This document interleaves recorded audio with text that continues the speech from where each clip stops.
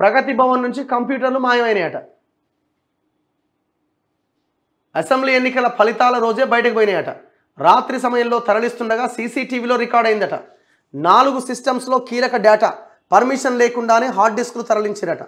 ఇక ఆడ CC camera మొత్తం తీస్తుంటే మొత్తం భాగవతం అంతా బయటపడుతుంట. మీరు నమ్మరు, ఇమాజిన్ కూడా చేయలేరు. మొత్తం ఫైల్స్ అనేది వెలగబడుతుందుకు 3 రోజులు పట్టిందట. టోటల్ కీలకమైన డాక్యుమెంట్స్ ఇలా అధికారంలో ఉన్నప్పుడే ఇక మనకు అధికారం పోతుంది అని కేసీఆర్కి 10 రోజుల ముందే ఇంటెలిజెన్స్ రిపోర్ట్ వచ్చినప్పుడే లాస్ట్ 3 డేస్లో 3 రోజులు పట్టిందట ఫైల్స్ తలగబెడుతుంది. ఆరా తీస్తున్న ఇంటెలిజెన్స్ పోలీసులు నోటీసుల జారీకి సర్కారు సిద్ధం.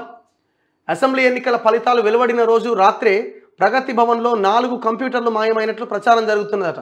వాటిలో కీలకమైన డేటా ఉన్నట్లు అనుమానాలు వ్యక్తమవుతున్నాయి. కారులో వచ్చిన ఒక వ్యక్తి వాటిని తరలించినట్టు అక్కడున్న సీసీటీవీ ఫుటేజ్లో రికార్డ్ అయినట్టు సమాచారం. వాటిని ఎవరు తీసుకెళ్లారు, అవి ప్రభుత్వానివేనా, తరలింపులకు ఎవరు అనుమతిచ్చారు అనే కోణంలో ఆరా తీస్తున్నారట. చూసుకోరిగా.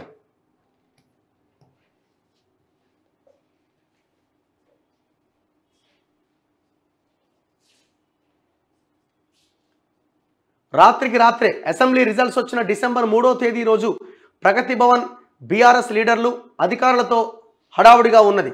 మధ్యాహ్నం 2 గంటల తర్వాత ఫలితాలపై స్పష్టత వచ్చిన వెంటనే అక్కడున్న లీడర్లు, ఆఫీసర్లు ఒక్కొక్కరిగా బయటకు వెళ్ళిపోయారు.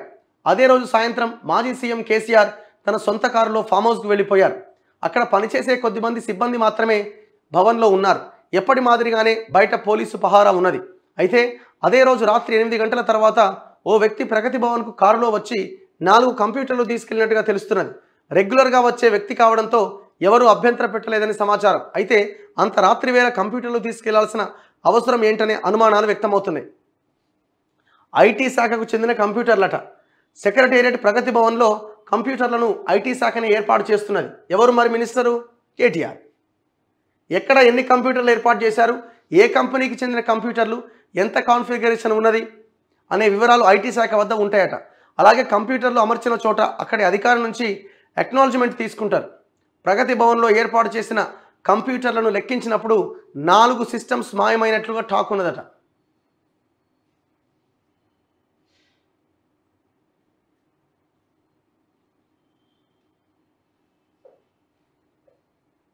నాలుగు కంప్యూటర్లు తీసుకెళ్తున్న విజువల్స్ సీసీ కెమెరాలో రికార్డ్ అయినట్టు తెలుస్తున్నది. ఆ దృశ్యాలను క్షుణ్ణంగా పరిశీలించిన తర్వాత సదరు వ్యక్తికి నోటీసులు ఇచ్చే ఛాన్స్ ఉన్నట్టు ప్రచారం జరుగుతున్నదట. అయితే ఆ వ్యక్తి ఎందుకు ఆ కంప్యూటర్లు తీసుకెళ్లారు, ఒకవేళ సొంత కంప్యూటర్లు అయితే ఎవరి అనుమతి తీసుకున్నారు అనే కోణంలో భవన్ ఇన్ఛార్జిగా ఉన్న అధికారి నుంచి వివరాలు రాబట్టిన తర్వాత తదుపరి చర్యలు తీసుకోవాలని ఆఫీసర్లు భావిస్తున్నారట.